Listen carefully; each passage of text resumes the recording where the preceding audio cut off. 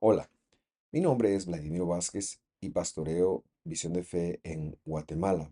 Quiero darle la más cordial bienvenida a este video. En nuestra iglesia hemos entendido que los apóstoles en Hechos enviaron a aquellos creyentes que venían del mundo gentil a estudiar las predicaciones de Moisés que en ese momento histórico se hacían semana a semana. Y esa es la razón de que nosotros transmitamos hoy en día cada semana una nueva porción. Mi deseo es que esto pueda colaborar como un manual para el creyente del siglo XXI. Que Dios lo bendiga y gracias por sintonizar.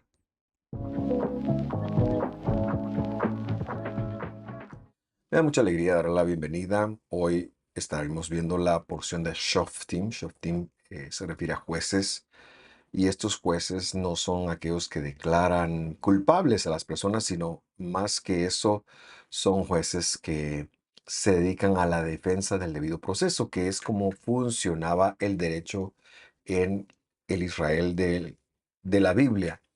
Y lo que queremos hacer hoy entonces es tratar el tema de la reconciliación. Solo permítame recordar que esta porción comprende el capítulo 16, versículo 18 y abarca hasta el capítulo 21, versículo 9 el quinto libro de la Biblia, Devarim en hebreo. Deuteronomio lo han traducido al castellano, porque Devarim más que Deuteronomio o ley postrera, quiere decir las palabras. Me gusta también iniciar con un breve repaso de lo que veíamos el año pasado y quisiera recordar que terminamos la lectura del capítulo 17, perdón, y leíamos cómo los reyes debían de comportarse y extraíamos una aplicación a nosotros como reyes sacerdotes del siglo XXI, de que lo que Dios había dicho para los reyes de Israel en cuanto a sus funciones y sus límites, de alguna forma, cómo aplicaban esto a nosotros. Vamos a tomar la lectura ahora desde el capítulo 18, versículo 1, y yo le invito a me acompañe a leer. Dice así: No habrá para los sacerdotes, los levitas, como que dijera, es decir, toda la tribu de Leví, ni para los sacerdotes ni para los levitas, para no dejar excepciones, porción ni heredad con Israel. Las ofrendas encendidas del Señor, es decir, su herencia, comerán, la herencia del Señor. Versículo 2. No tendrán, pues, heredad entre sus hermanos. El Señor es la heredad de ellos, como Él les ha dicho. Esta instrucción entonces afectaba directamente no solo a los sacerdotes que debían de vivir cerca de donde fuera puesta el arca del testimonio, sino también afectaba a todos los de la tribu de Leví, y estos deberían de ser distribuidos en todo Israel y debían de ser también los guardianes de las ciudades de refugio. Cuando dice la Biblia que no iban a recibir porción, se refiere a que no recibirían una tierra para cultivar, para vivir de ese cultivo, sino que se les darían campos, por supuesto, para sus ganados, pero que más que dedicarse al cultivo, ellos estaban vinculados con un mandamiento de Dios para otro ministerio, y es precisamente el ministerio de la reconciliación, que es nuestro tema de hoy. Cuando habla de heredad, se refiere a los espacios como tribus que recibieron, perdón, las otras 11 tribus y que iban a trabajar con el propósito de ser ese pueblo que sería la luz para las demás naciones. En su lugar, la escritura les dice que van a comer la herencia del Yud He Vav He, es decir, del Señor. Y esto sería un gran privilegio. Y no quiero que lo veamos con los ojos humanos del día de hoy, pues lo que Dios iba a hacer con ellos era compartirles su propia comida. Es decir, los sacrificios en el pacto levítico, en el pacto arónico, eran la comida de Dios. Y lo que Dios estaba haciendo es que Él quería compartir eso con la tribu de Leví. Por lo tanto, ellos vivirían una dependencia de Dios.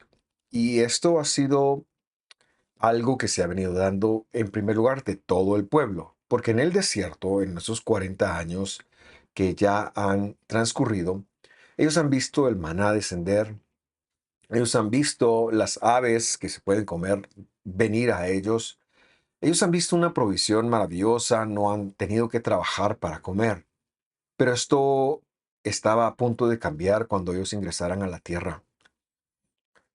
Y tendrían ellos que entonces vivir, trabajar y producir sus alimentos, pero de la misma manera no podían ellos no tener una relación con Dios, porque seguirían pecando, porque seguirían necesitando la reconciliación de parte de Dios, el perdón de sus pecados. A eso nos referimos cuando hablamos de reconciliación.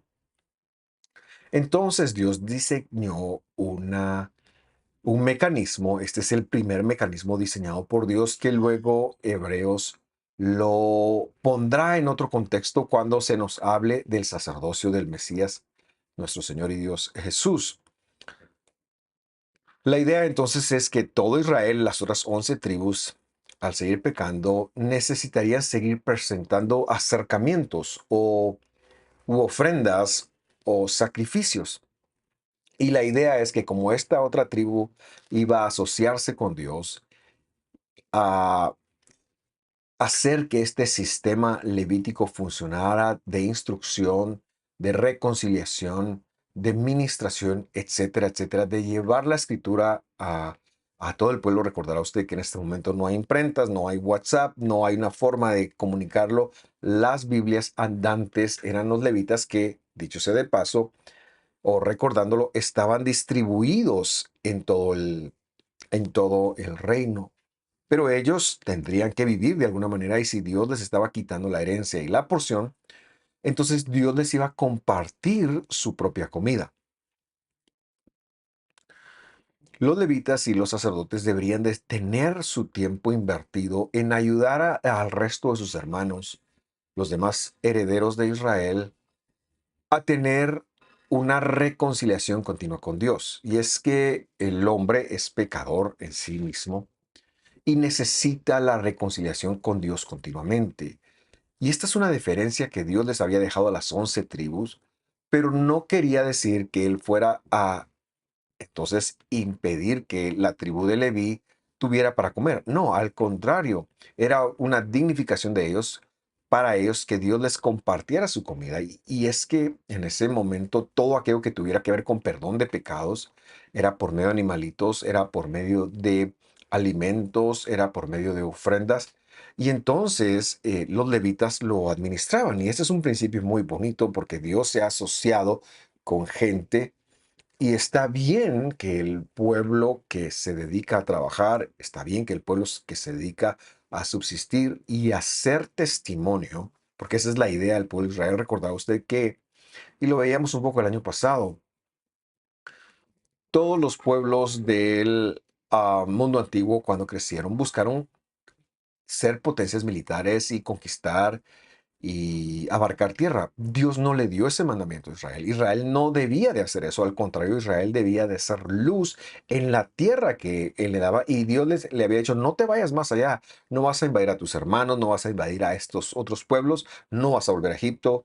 Tienes que ser luz donde estás. Entonces, ellos trabajaban, ellos vivían una vida de temor a Dios y los levitas eran entonces los socios con Dios para que el resto de Israel tuviera la palabra de Dios, pero a su vez tuviera el acceso al perdón de sus pecados. Por eso, a eso es lo que nos referimos con ministerio de reconciliación. De hecho, esto también había sido dicho antes, 38 años antes, cuando está por emprenderse la marcha por el desierto, justo después de que se espía la tierra. Vamos a leerlo.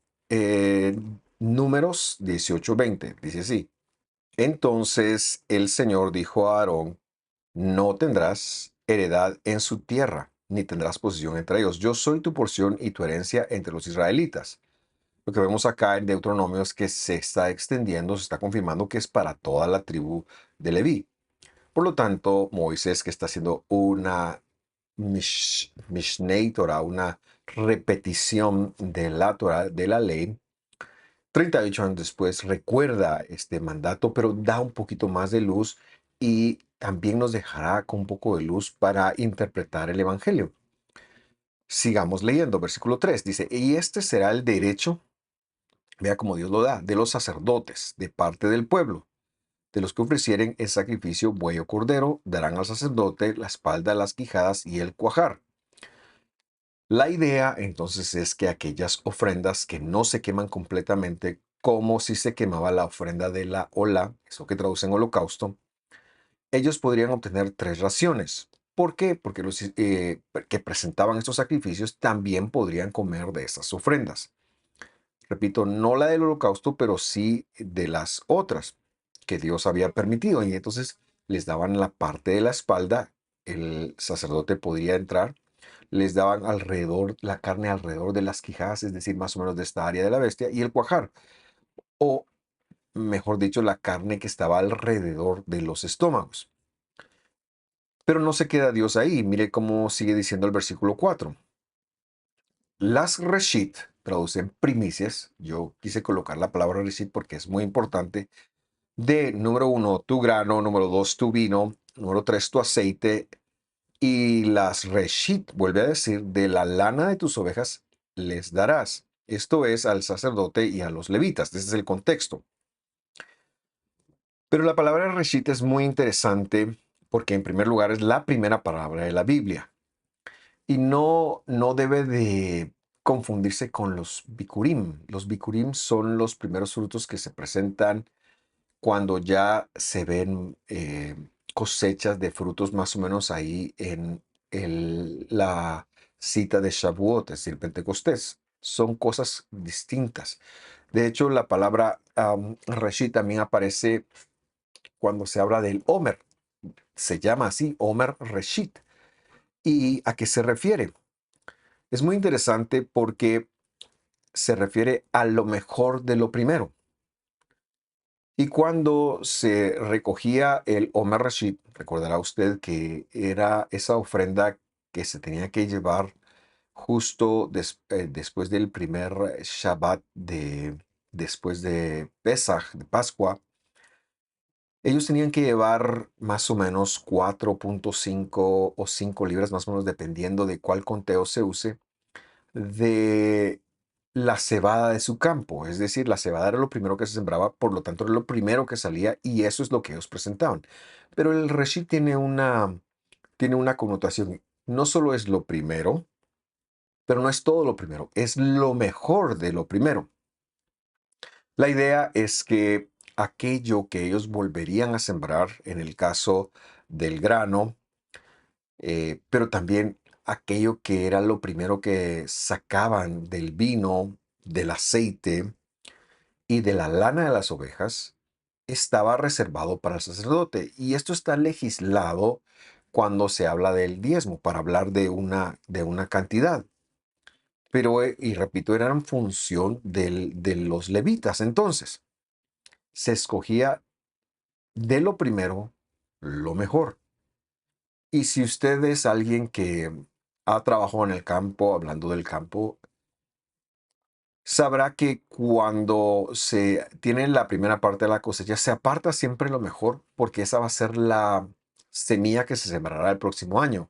Pero qué bonita figura acá que esta hay que dársela a Dios, porque Dios la está compartiendo con aquellos que son socios con Él en el ministerio de reconciliación. ¿Y qué pasaría? Dios haría que el resto produjera tan buena semilla, que el resto fuera tan abundante que las personas tuvieran para compartir. Y entonces vemos una sociedad entre Dios, el pueblo y los ministros, en el cual los ministros se enfocan en estudiar la palabra del Señor, en administrar el ministerio de la reconciliación. El pueblo se enfocaba en traer su reshit, lo mejor de lo primero, para que esta gente tuviera para subsistir, para vivir, no tuviera que preocuparse de andar buscando esto, sino que su ocupación primera fuera la enseñanza y la administración de las ofrendas. Y era una sociedad perfecta como Dios lo había intentado. Versículo 5, o como Dios lo había propuesto, perdón.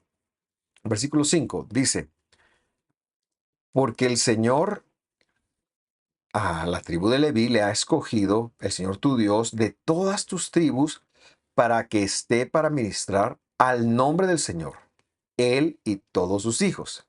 Y aquí confirma lo que hablábamos, es decir, Ellos tienen que ser los socios de Dios de la parte física, del sistema divino de reconciliación. Estos levitas tenían que, levitas y sacerdotes, administrar la reconciliación. ¿Por qué? Porque el pueblo pecaría, pero Dios había dejado un sistema para que ellos recibieran perdón, para que sus pecados fueran eh, perdonados.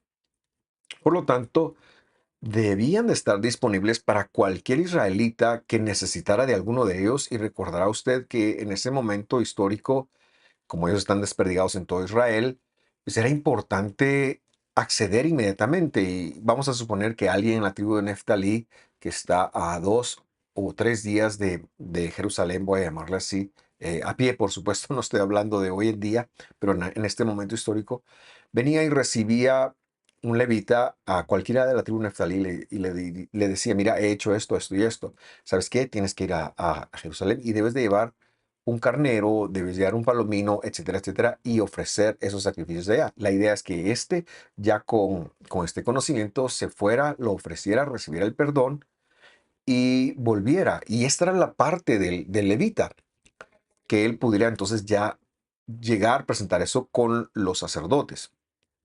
Ahora, este es el sistema que Dios escoge justo después del pecado del becerro de oro. ¿Por qué Dios lo escogió ahí? Esa es una buena pregunta para Dios. Pero a partir de ese momento, el sistema levítico quedó en efecto. Veamos algunas otras diferencias que se tiene a los levitas. Vamos a leer el versículo 6 del mismo capítulo.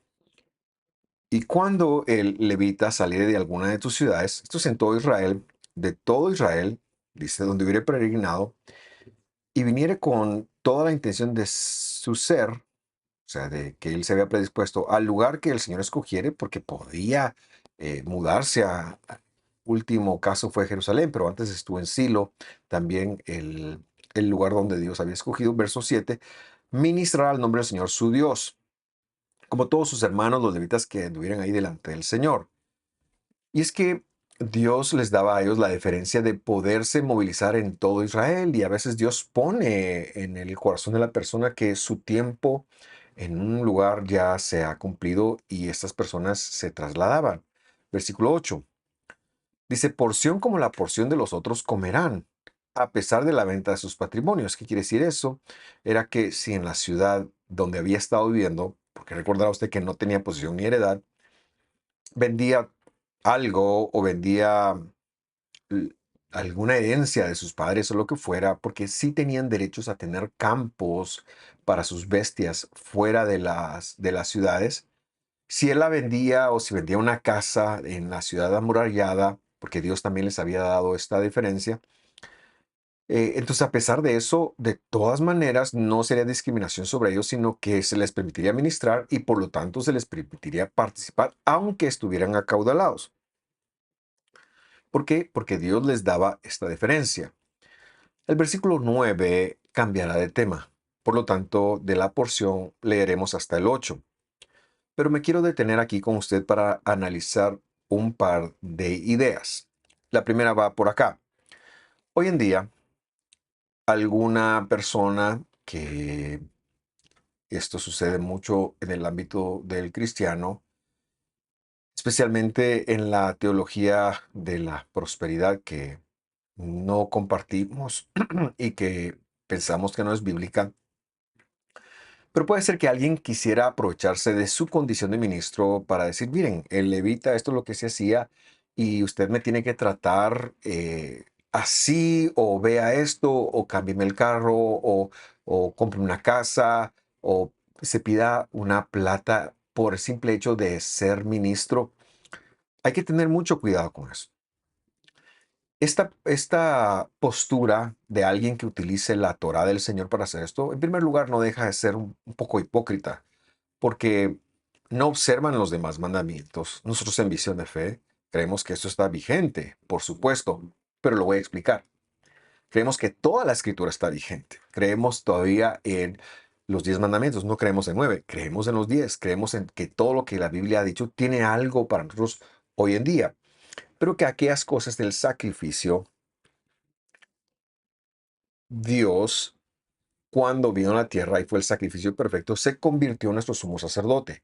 Y la carta de Hebreos es muy enfática en decir que lo único que ha cambiado es el primer pacto. Ahora no es el primer pacto como algunos, Dios no lo quiere, interpretan que es la ley del Señor, la Torah del Señor. No, se refiere al pacto levítico, es decir, al que estamos viendo hoy.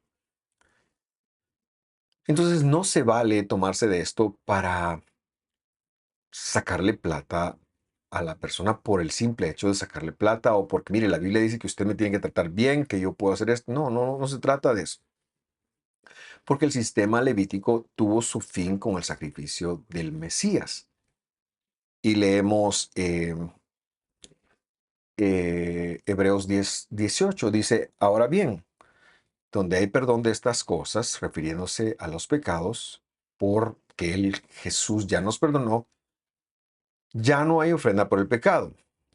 Es decir, ninguna ofrenda que nosotros damos hoy es para ser perdonados por el pecado, porque Jesús llevó en su cuerpo esas ofrendas. Nuestra generosidad ya no es para buscar un favor de pecado, es decir, que se nos perdone, como sí lo es dentro de muchas otras religiones. Por lo tanto, señalo que como ministros nosotros no debiéramos de estar detrás del dinero de las personas o servirles por interés.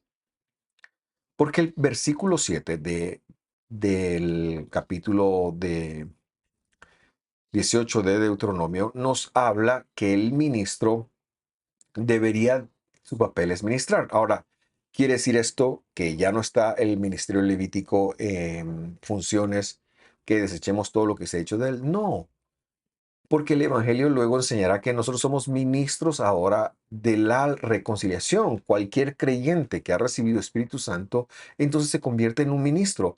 Y los principios de los levitas aplican, pero lo que ya no podemos hacer es exigir las ofrendas, esperar las ofrendas o incluso hacerlo por interés o estar detrás de ellas.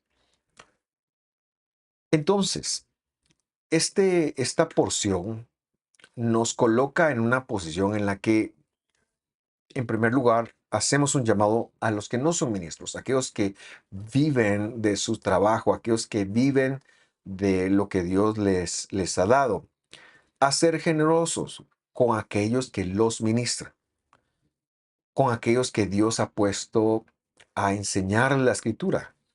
Hemos de ser generosos. Nosotros seguimos creyendo en el diezmo porque esta parte no fue tocada, eso trascendía entonces las ofrendas de pecado. El ministerio levítico tenía que ver con las ofrendas de pecado y esto es lo que Jesús ha tomado en lugar. Pero la generosidad trasciende el ministerio levítico y nos coloca a nosotros los ministros en una posición de recibir la generosidad de aquellos que Dios toque. Pero nuestro papel es no estar detrás de la plata de alguien. Nuestro papel es ministrar, porque Dios se encargará de cubrir nuestras necesidades. Es decir, aquellos que son ministros deben de enfocarse en ministrar, mientras que aquellos que no son ministros deben de enfocarse en recibir la administración y ser generosos con aquellos que los ministran. Vamos a ver esto en el Evangelio, y es que Saulo, como un levita, ahora está hablando y está diciendo a los corintios lo siguiente. Segunda de Corintios 5:11 dice así: Por tanto, conociendo el temor del Señor, es decir, del Yud-Heh-Vav-Heh, Jesús, persuadimos a los hombres, pero a Dios somos manifiestos. Y espero que también seamos manifiestos en las conciencias de ustedes. Está hablando del ministerio de ministrarles para recibir el perdón de pecados o la instrucción de la Biblia. Versículo 12. No nos recomendamos otra vez a ustedes, sino que les damos la oportunidad de estar orgullosos de nosotros para que tengan respuesta para los que se jactan en las apariencias y no en el corazón. Verso 13. Porque si estamos locos es para Dios y si estamos cuerdos es para ustedes. Lo que quiero que vea es que aquí se está estableciendo una relación en donde Saulo es suministro de los corintios. Y de hecho, Saulo pasó varias veces por la ciudad de Corinto, les escribió por lo menos 3 cartas, de esto sabemos en la escritura, aunque no tenemos una de ellas. Pero hay una relación aquí de ministro con ministrados. Y luego adelantamos la lectura hasta el versículo 18 que dice, y todo esto procede de Dios. En primer lugar, quien nos reconcilió con Él mismo por medio del Mesías. Este es el sacrificio que yo le había dicho. Y nos dio el ministerio de la reconciliación. Entonces, quiero que lo conectemos de la siguiente manera. En primer lugar, hemos recibido, los ministros, hemos recibido el perdón o la reconciliación de nuestros pecados con Dios. Esto es algo que también el sumo sacerdote, por ejemplo, cada vez que iba a ofrecer valga la redundancia, ofrendas de Yom HaKippurim, también tenía que hacer reconciliación por él mismo. Cada vez que iba a ministrar las cosas más santas, tenía que hacer reconciliación por él mismo. Entonces, ahora vemos que a los ministros Dios nos ha reconciliado con él mismo por medio del Mesías. Y esto es a todo el mundo. Y ahora hay una universalidad del ministerio de la reconciliación y del ministerio del creyente, del sacerdocio del creyente. Pero luego dice, está hablando de él mismo y de los ministros, dice, y nos dio el ministerio de la reconciliación. ¿Qué quiere decir eso? Quiere decir que a su vez somos facilitadores del oficio de la reconciliación. No que yo decida a quién Dios perdona, sino que yo soy un anunciante del perdón de Dios.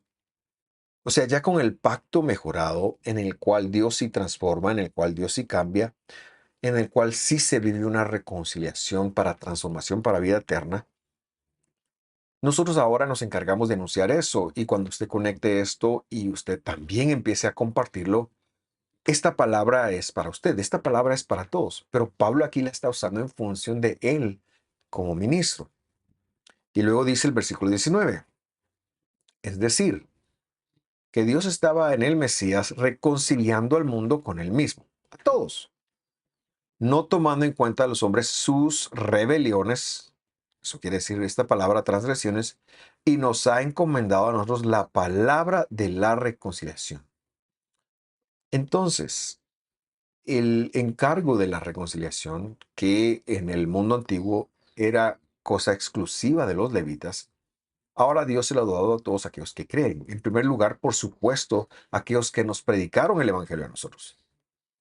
Es bueno tener un ministro que nos oriente, es bueno tener un ministro que nos explique, que nos dé palabra de Dios, que nos lea, que nos explique lo que está escrito. No estoy hablando de palabras proféticas, no estoy hablando de eso, sino que nos explique correctamente qué es lo que está escrito y por ende nos lleve al arrepentimiento, nos lleve a confesar nuestros pecados delante del único Rey y Dios, que podamos recibir su perdón.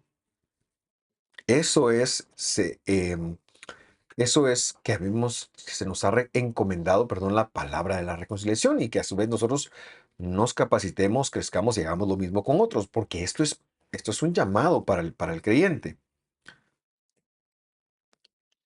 El encargo, entonces, que hemos recibido, yo quiero que usted lo note, como ministros del Evangelio, es el asunto de la palabra de reconciliación. Y esta palabra de reconciliación inició con Aarón, se refería a las ofrendas, pero que ahora se refiere a una ofrenda específica, a una ofrenda que sí perdona, que reconcilia y que transforma, y es una ofrenda que dio Dios, es decir, el cuerpo de Dios, el cuerpo del Mesías. Y cuando recibimos ese asunto, también hemos de recibir la responsabilidad de entrar a conectar toda la escritura y así enseñarla a aquellos que nos rodean. Para nosotros en Visión de Fe es vital y determinante y quizás el punto más importante de lo que hacemos, entender bien la escritura para poderla compartir con ustedes, porque sabemos que la luz de Dios está en su palabra y no en los sentires, pensamientos o revelaciones subjetivas que cualquier humano pueda tener. No, se trata de Dios y se trata de que Dios quiere reconciliar al mundo con Él. Y de esto nosotros somos embajadores, como está escrito. Segunda de Corintios 5:20 termina diciendo, por tanto, somos embajadores de Cristo, como si Dios rogara por medio de nosotros mismos, en el nombre del Mesías, reconcíliense con Dios. Y qué maravilloso es esto, porque ahora usted es un enclave de Dios aquí en la tierra. Claro, tiene que tener substancia. Porque es como que, dice Pablo, si Dios por medio, por nuestra boca, nuestras acciones, nuestra evidencia de fidelidad, Él estuviera diciendo reconcíliese con Dios. Como que Dios rogara por medio de nosotros, en el nombre de Jesús, reconcíliese con Dios. Y este es nuestro nuevo papel, rogar a aquellos, instar a aquellos con quienes tenemos interacción, de que necesitan la salvación, de que necesitan el perdón de Dios, de que si solo se tienen las cosas temporales, no hay después, no hay solución para eso, de que deben de recibir las cosas espirituales para vivir eternidad. Reconcíliense con Dios, ábranse el perdón del Mesías, reciban a Jesús en su corazón. Este es un proceso y no depende de nosotros que esto se dé, pero esa es nuestra función porque Dios va a llamar al que Él quiera. Y luego se enseñe la palabra de Dios, los mandamientos, como que es vivir la reconciliación. Los mandamientos de Dios son los principios de la persona que haya sido reconciliada, pero que no va a ofender de nuevo a su Dios. Ese es el ministerio de la reconciliación. Hoy en día, entonces, decimos que hay muy pocas iglesias que creen en toda la Biblia, sino que la gran mayoría de un plumazo se ha borrado el Antiguo Testamento, lo ven irrelevante. Nosotros refutamos eso porque nuestro Dios y Mesías nunca lo dijo, al contrario, se expresó en contra de eso y él dijo que él había venido para llenar. Mateo 5. Pero a su vez, el apóstol, perito arquitecto de la iglesia al que acabamos de leer ahora mismo, nos está enseñando, y como lo enseñará muy, pero muy fehacientemente en Romanos, que la ley de Dios es para aquel gentil que ha venido, que ha sido incorporado, que se espera que viva en ella. Y que en eso hay luz, en eso hay bendición, porque es esa, ese deseo del Padre amoroso de que nosotros vivamos el bien, de que vivamos dentro de la voluntad de Dios, que es su palabra, de que vivamos en la paz de Dios, que es su palabra, etcétera, etcétera. Gracias por sintonizar. Espero que esto le traiga claridad. Cualquier duda, como siempre, estamos a las órdenes. Bendiciones y feliz tarde. Hasta pronto.